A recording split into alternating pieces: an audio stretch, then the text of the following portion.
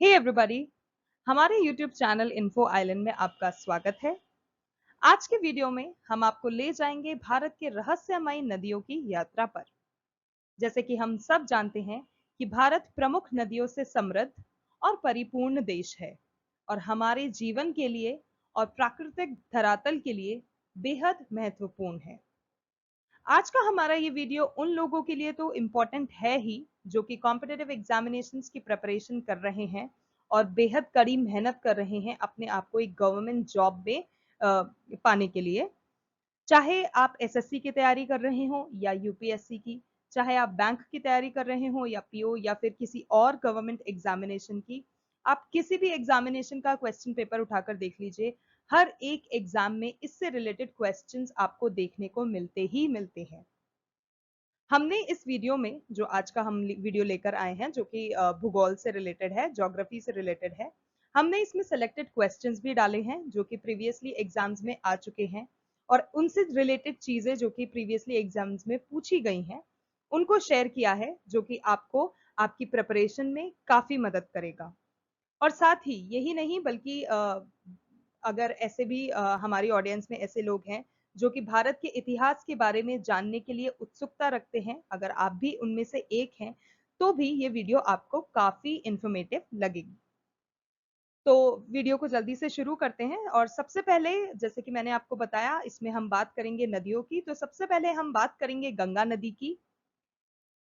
यह नदी सिर्फ भारत की सबसे पवित्र नदी ही नहीं है बल्कि यह धार्मिक और सांस्कृतिक महत्व का भी केंद्र है।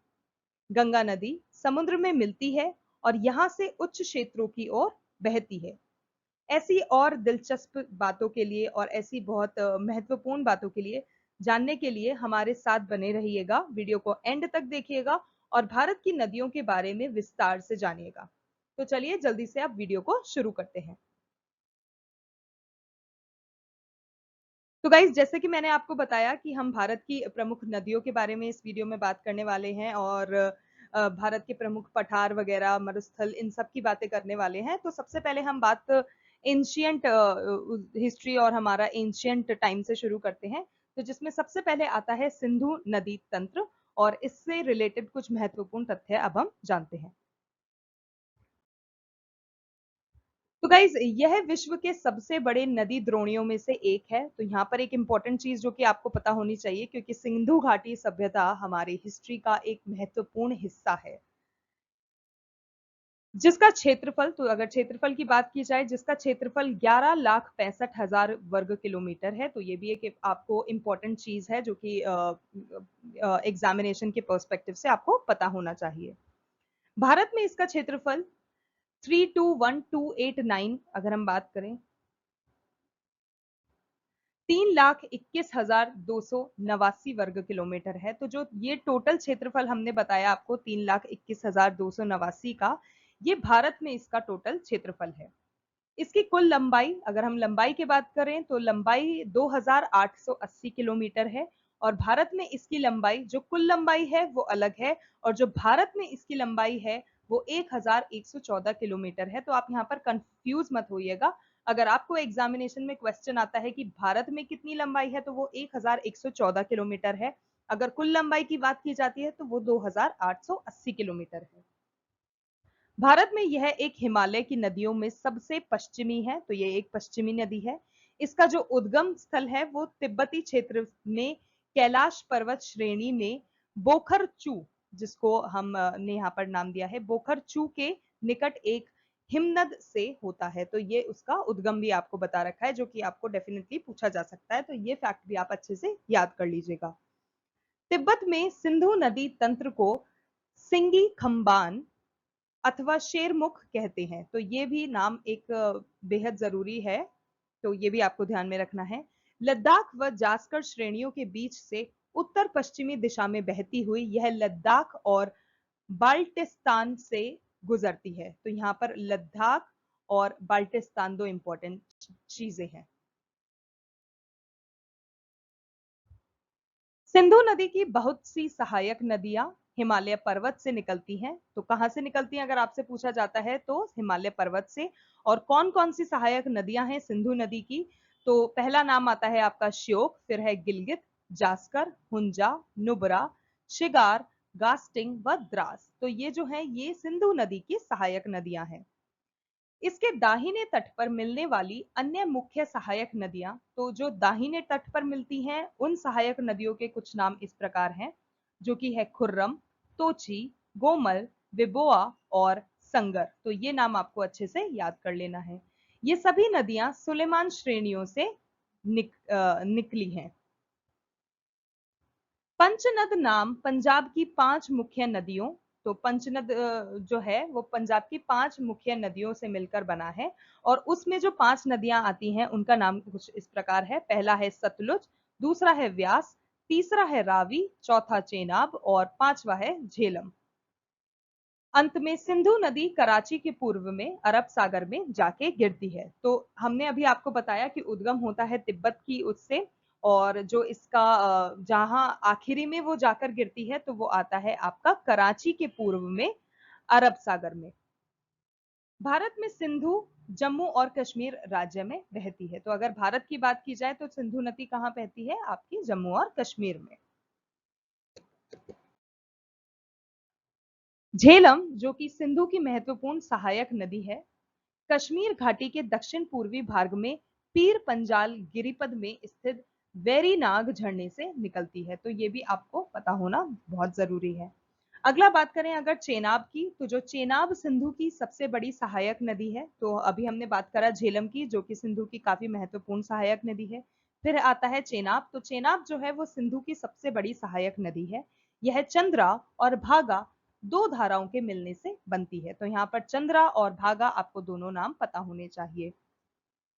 ये सरिताएं हिमाचल प्रदेश में कैलांग के निकट तांडी में आपस में मिलती हैं, इसीलिए इसे चंद्रभागा के नाम से भी जाना जाता है। अगला हम बात करते हैं रावी की। तो रावी सिंधु की एक अन्य महत्वपूर्ण सहायक नदी है, और यह हिमाचल प्रदेश की कुल्लू पहाड़ियों में रोहतांग दर्रे के पश्चिम से निकलती है। तो यहाँ पर आपको हिमाचल प्रदेश की कुल्लू पहाड़ियों में रोहतांग दर्रे और पश्चिम, ये चीजें इंपॉर्टेंट की पॉइंट्स हैं। और राज्य की चंबा घाटी से बहती है। तो यहाँ पर चंबा घाटी भी आपको याद कर लेना है।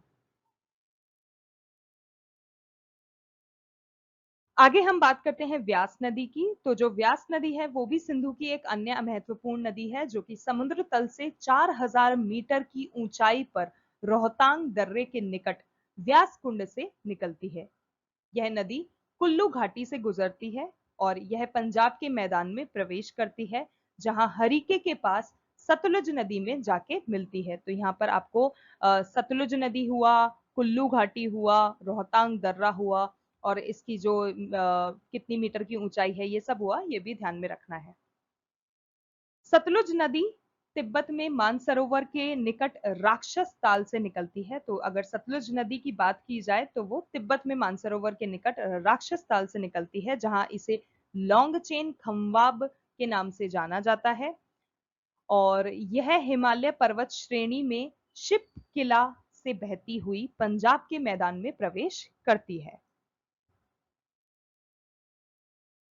तो गाइज ये था कुछ आपको सिंधु नदी से रिलेटेड जो हमने बताया। अब हम बात करते हैं गंगा नदी तंत्र से कुछ संबंधित महत्वपूर्ण तथ्यों की।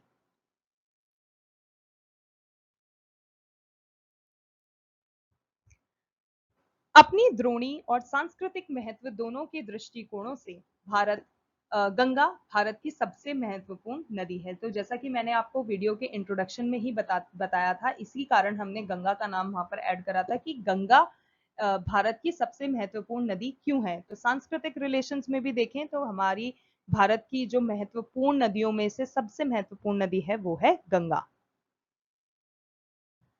यह नदी उत्तराखंड राज्य के उत्तरकाशी जिले में गोमुख के निकट गंगोत्री हिमनद से 3900 मीटर की ऊंचाई से निकलती है। तो यहाँ पर जो इंपॉर्टेंट की पॉइंट्स आपको याद कर लेने हैं, वो पहला आपका उत्तराखंड हो गया, उत्तराखंड राज्य के उत्तरकाशी जिले में गोमुख हो गया, के निकट गंगोत्री हिमनद हो गया, और इसकी ऊंचाई जो कि 3900 मीटर की ऊंचाई है। यहाँ यह भागीरथी के नाम से जानी जाती है। तो यहाँ पर इसका जो नाम है, जो गंगा का नाम है, वो भागीरथी नाम है। देवप्रयाग में भागीरथी अलकनंदा से मिलती है। तो देवप्रयाग की अगर बात कर ली जाए तो जो भागीरथी है वो अलकनंदा से मिल जाती है और इसके बाद ही वो गंगा कहलाती है।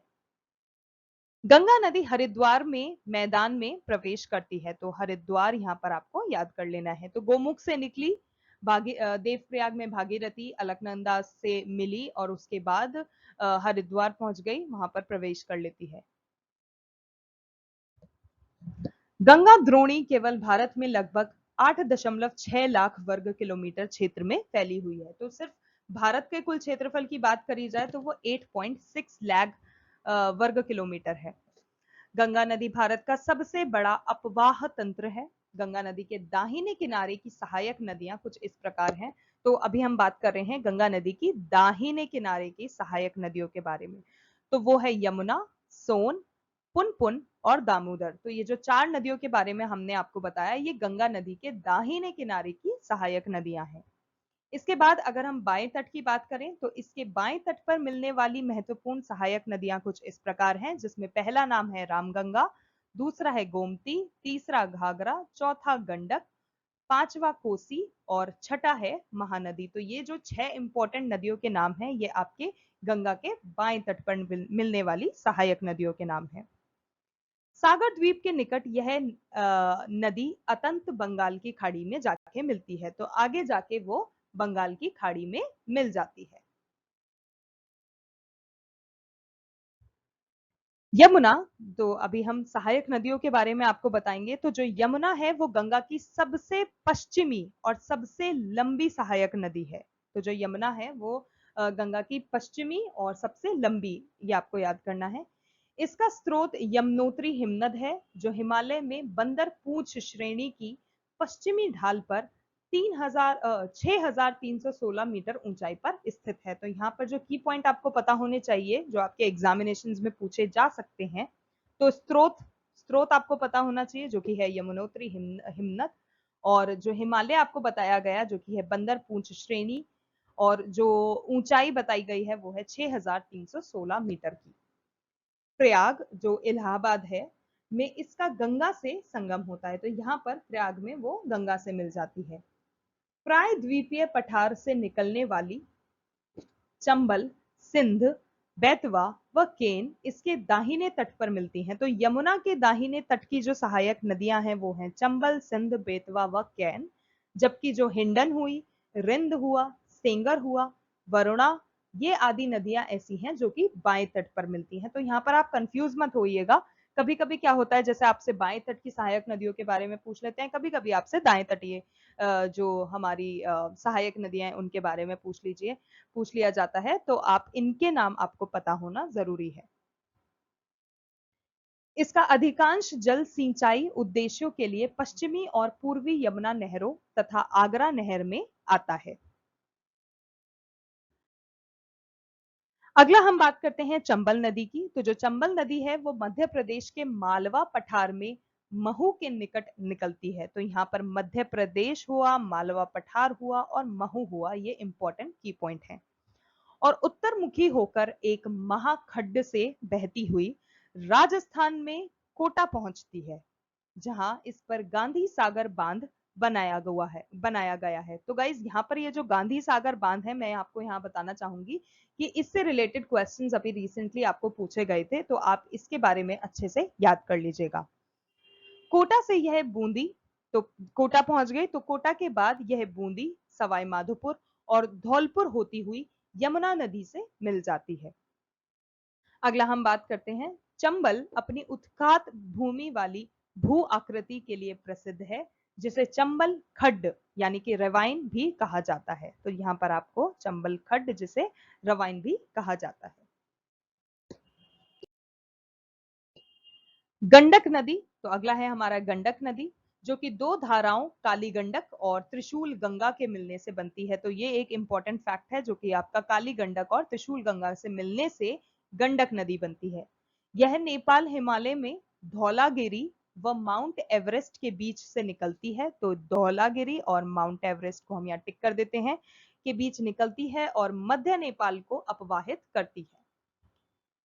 बिहार के चंपारण जिले में यह गंगा मैदान में प्रवेश करती है और पटना के निकट सोनपुर में गंगा नदी में जाके मिल जाती है। अगला है घाघरा नदी। घाघरा नदी माप चांचुगो हेमनद से निकलती है, तो यहाँ पर माप चांचुगो आपको पूछा जा सकता है, तथा तिला, सेती व बेरी नामक की सहायक नदियों का जल ग्रहण करने के उपरांत यह शीशा पानी में एक गहरे महाखड्ड का निर्माण करते हुए पर्वत से बाहर निकलती है। तो जहां यहाँ पर घाघरा नदी की सहायक नदियों की अगर हम बात करें तो वो हो गया आपका तिला, सेती व बेरी। शारदा नदी, जिसे हम काली या फिर काली गंगा के नाम से भी जानते हैं, इससे मैदान में मिल जाती है। तो घाघरा नदी आपकी शारदा नदी में यहाँ पर मिलती है और अंत में जाकर छपरा में यह गंगा नदी में विलीन हो जाती है। कहां पर? छपरा पर।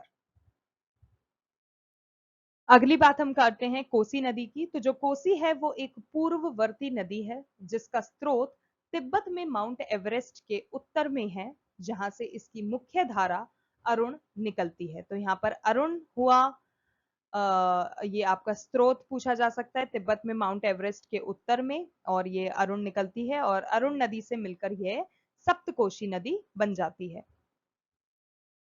अगला है रामगंगा नदी।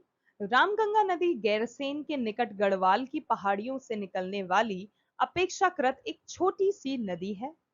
शिवालिक को पार करने के बाद यह अपना मार्ग दक्षिण पश्चिम दिशा की ओर बना लेती है और उत्तर प्रदेश में नजीबाबाद के निकट मैदान में प्रवेश कर जाती है और अंत में कन्नौज के निकट यह गंगा नदी में मिल जाती है।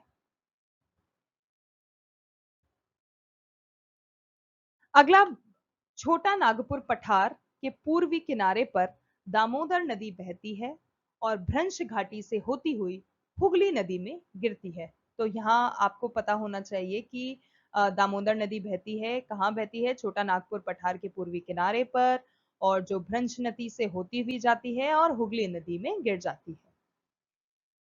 बराकर इसकी एक मुख्य सहायक नदी है। तो यहाँ पर जो सहायक नदी का नाम है वो है बराकर। कभी बंगाल का शोक, जिसे सौरो ऑफ बंगाल कही जाने वाली इस नदी को दामोदर घाटी कॉरपोरेशन नामक एक बहुउद्देशीय परियोजना ने वश में कर लिया है। अगला है शारदा या सरयू नदी। तो जो शारदा या सरयू नदी है, इसका जो उद्गम होता है वो नेपाल हिमालय में मिलाम हिमनद में है, हिमनद में है, जहां इसे गौरी गंगा के नाम से जाना जाता है। तो आपसे क्वेश्चन इस फॉर्म में भी हो सकता है गाइस कि पूछ लिया जाता है कि गौरी गंगा के नाम से किस और नदी को जाना जाता है या फिर किस और नदी का ये नाम है। तो ऑप्शंस में आपको जैसे शारदा नदी हो गया या सरयू नदी हो गया, तो ये जो है इसका करेक्ट आंसर है, वो आपको पता होना चाहिए। यह भारत नेपाल सीमा के साथ बहती हुई, जहां इसे काली या चाइक कहा जाता है, घाघरा नदी में मिल जाती है। तो जो अन्य नाम होते हैं कभी कभी वो कंफ्यूज करने के लिए आपको डाल दिए जाते हैं, तो आपको इसीलिए उसकी सहायक नदियों के नाम के साथ साथ एक नदी के जो अन्य नाम होते हैं वो भी आपको पता होना चाहिए। गंगा नदी की एक अन्य महत्वपूर्ण सहायक नदी है जिसका नाम है महानंदा, जो दार्जिलिंग पहाड़ियों से निकलती है। यह नदी पश्चिमी बंगाल में गंगा के बाएं तट पर मिलने वाली अंतिम सहायक नदी है। अगला है गंगा के दक्षिण तट पर सोन। तो अब हम बात करते हैं सोन नदी की। तो गंगा के दक्षिण तट की अगर बात करें तो दक्षिण तट पर सोन एक बड़ी सहायक नदी है जो कि बहती है, जो कि अमरकंटक पठार से निकलती है। तो यहाँ पर अमरकंटक एक इंपॉर्टेंट पॉइंट है। पठार के उत्तरी किनारे पर जलप्रपातों की श्रृंखला बनाती हुई यह नदी पटना से पश्चिम में आरा के पास गंगा नदी में विलीन हो जाती है।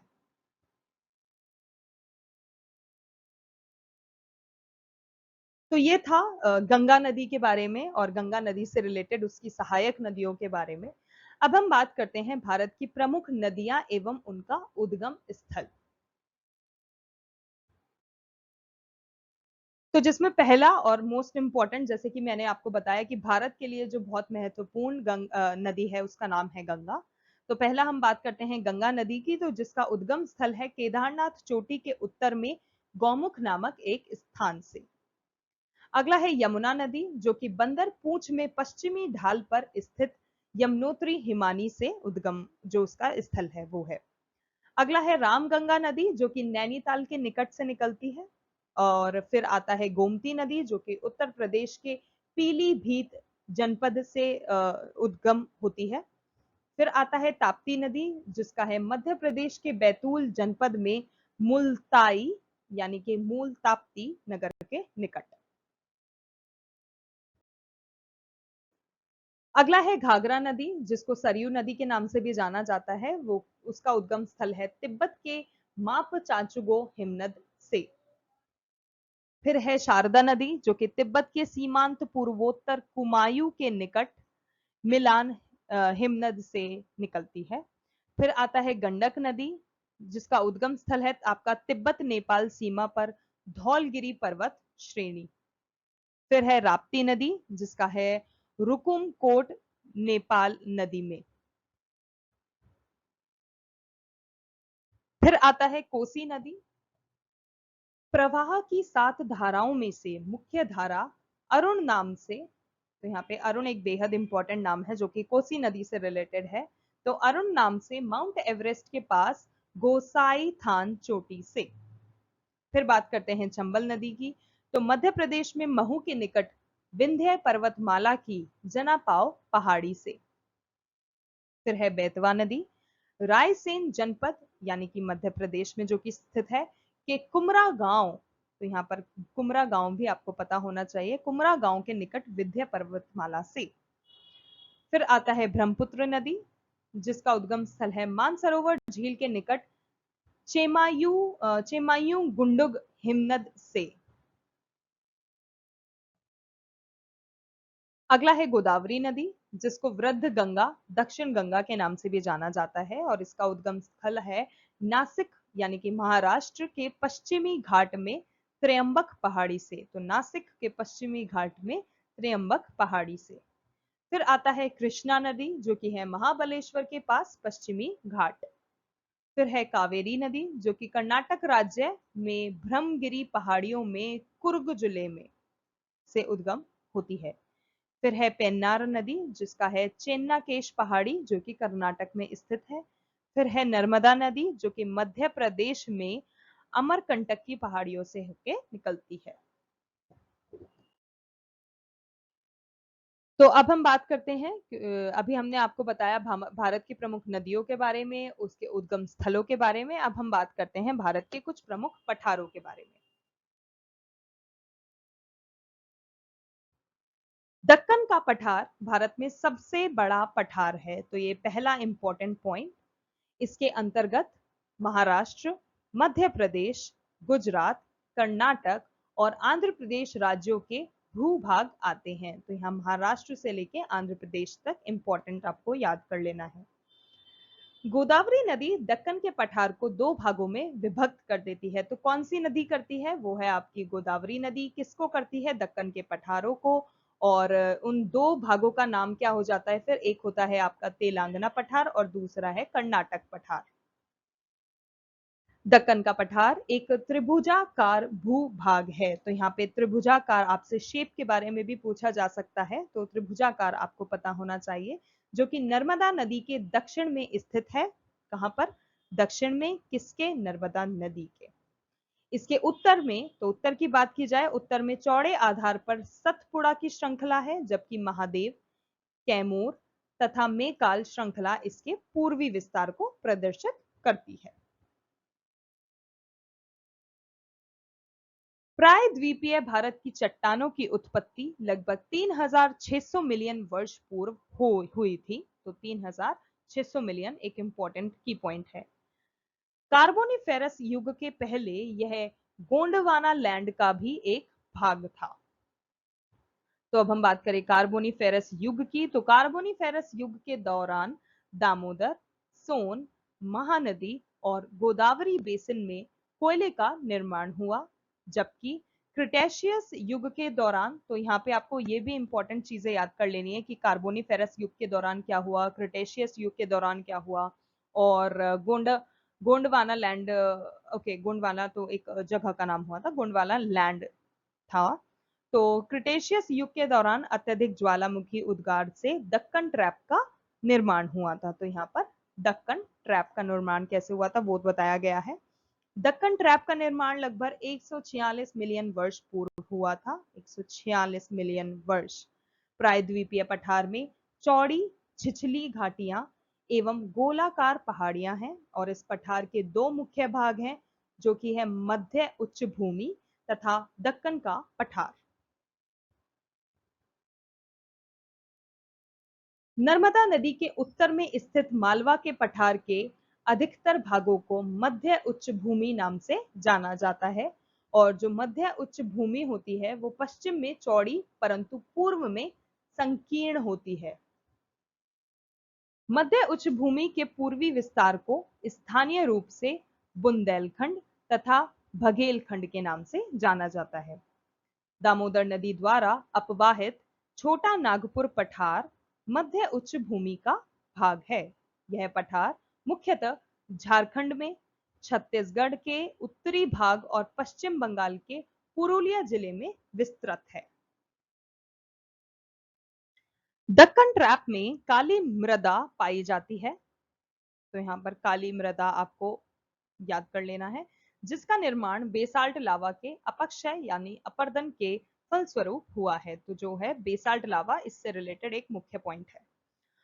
अरावली की पहाड़ियां प्रायद्वीपीय पठार के उत्तर पश्चिमी किनारे पर स्थित है। ये बहुत अधिक खंडित एवं अपर्दित पहाड़ियां हैं। प्रायद्वीपीय पठार का एक भाग उत्तर पूर्व में पाया जाता है। इसे स्थानीय रूप से मेघालय पठार, कार्बी आमलोंग पठार तथा उत्तर कचार पहाड़ी के नाम से भी जाना जाता है। यह भ्रषण के कारण प्रायद्वीपीय भाग से मालदा गैप द्वारा पृथक को गया है। मेघालय पठार में तीन महत्वपूर्ण पहाड़ियां गारो, खासी तथा जयंतिया हैं। तो यहाँ आपको ये तीनों नाम भी अच्छे से याद कर लेना है। दंडकारण्य क्षेत्र उड़ीसा, कोरापुट और कालाहांडी जिला छत्तीसगढ़ यानी कि बस्तर जिला और आंध्र प्रदेश के विशाखापट्टनम और श्रीकाकुलम जिलों के 890 78 यानी कि 89,078 वर्ग किलोमीटर क्षेत्र में फैला हुआ है। खड़गपुर पहाड़ियां धारवाड़ क्रम की हैं, जबकि रोहतास पठार विंध्यन क्रम का है। उत्तर पश्चिम पहाड़ियां तृतीयक क्रम की तथा उत्तर गंगा मैदान नवीनतम है। अब हम बात करते हैं विश्व के कुछ प्रमुख मरुस्थल के बारे में, जो कि एक और मतलब एक इम्पॉर्टेंट टॉपिक है, जो कि एग्जामिनेशंस में जिसके बारे में पूछा जाता है। तो जो पहला है वो है सहारा, जो कि विश्व का सबसे बड़ा गर्म मरुस्थल है।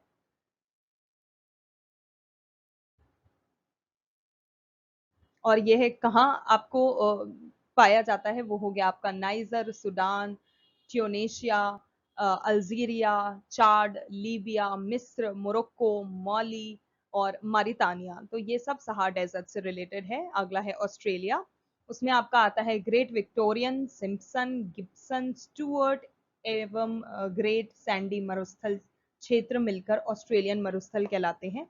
तो इन सब कुछ जो यहाँ पर नाम जो दिए गए हैं, आपको हो सकता है आपको इनमें से कुछ ऑप्शंस दे दिए जाएं और फिर आपको पूछ लिया जाए कि भाई ऑस्ट्रेलिया जो मरुस्थल है, ऑस्ट्रेलियन मरुस्थल है, वो किन मरुस्थल के क्षेत्रों को मिलकर बनता है। तो अगर इनमें से कोई आपको ऑप्शन में आता है तो वो उसका करेक्ट आंसर है।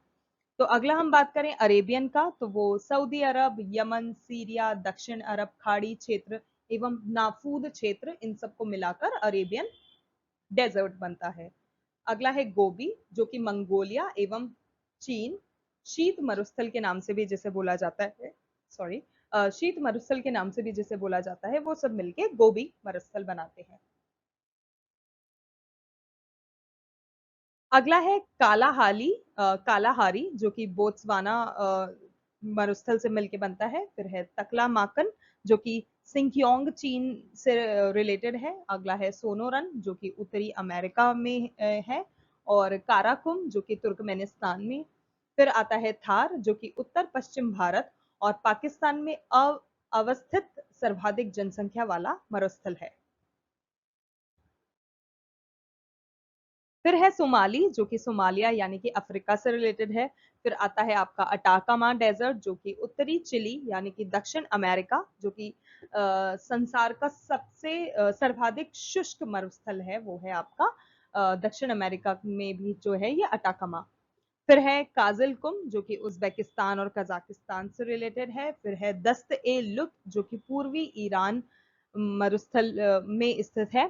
फिर है मोजावे जो कि दक्षिण कैलिफोर्निया से रिलेटेड है। फिर आता है दसितो डे सेचुरा जो कि उत्तर पश्चिम पेरू यानी कि दक्षिण अमेरिका से रिलेटेड है।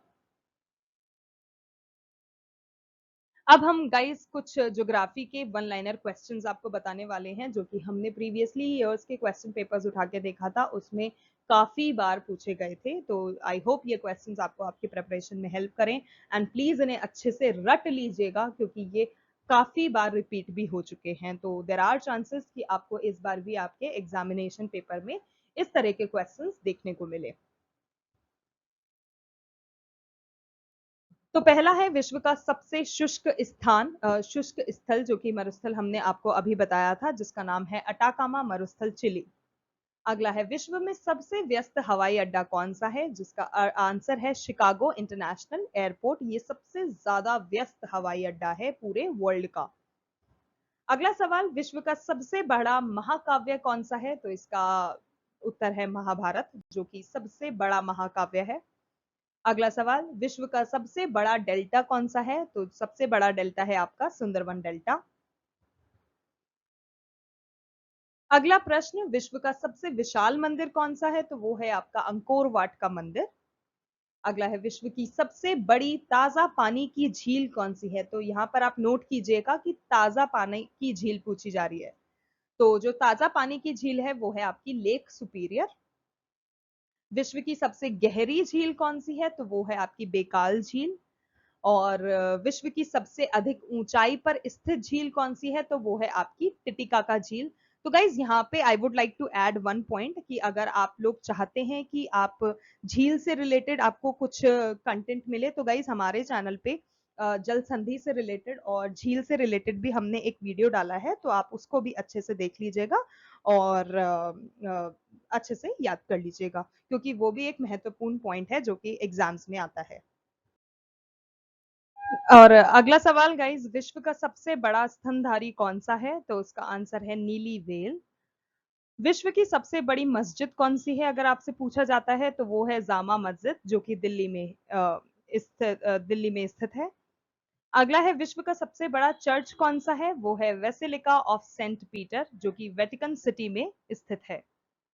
अगला सवाल जो कि पूछा जाता है, विश्व की सबसे लंबी रेलवे लाइन कौन सी है, तो गाइज इस पे प्लीज फोकस रखिएगा क्योंकि ये काफी बार रिपीटेड क्वेश्चन है जिसका आंसर है ट्रांस, और जो कि साइबेरियन लाइन के नाम से भी जानी जाती है। बाद अगला सवाल आता है, विश्व में सबसे लंबी रेलवे सुरंग कौन सी है, तो वो है सिकन रेलवे सुरंग जो कि जापान में स्थित है। अगला सवाल, विश्व का सबसे लंबा रेलवे प्लेटफॉर्म कौन सा है, तो ये गाइज ये भी बहुत एक इम्पोर्टेंट क्वेश्चन है और अक्सर पूछा जाता है, तो उसका आंसर है गोरखपुर जो कि उत्तर प्रदेश में स्थित है।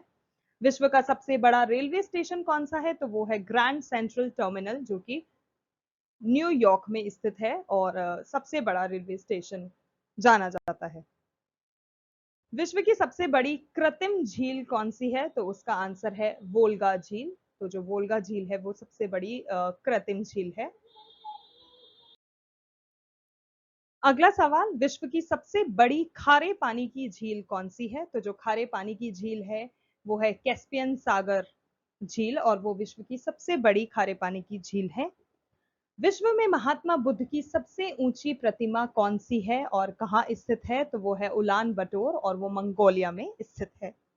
विश्व का सबसे बड़ा घंटाघर कौन सा है, तो वो है the great bell of Moscow. तो मॉस्को यानी कि रशिया में स्थित है। विश्व की सबसे बड़ी मूर्ति कौन सी है? तो जो सबसे बड़ी मूर्ति है वो अभी तक स्टैच्यू ऑफ लिबर्टी ही है।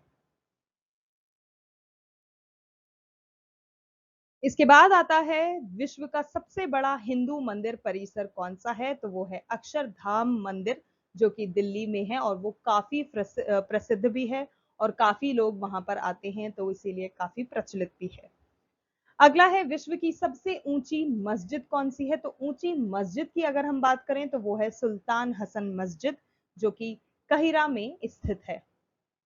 अगला आता है विश्व का सबसे चौड़ा जलप्रपात कौन सा है? तो जो सबसे चौड़ा जलप्रपात है वो है खोन जलप्रपात।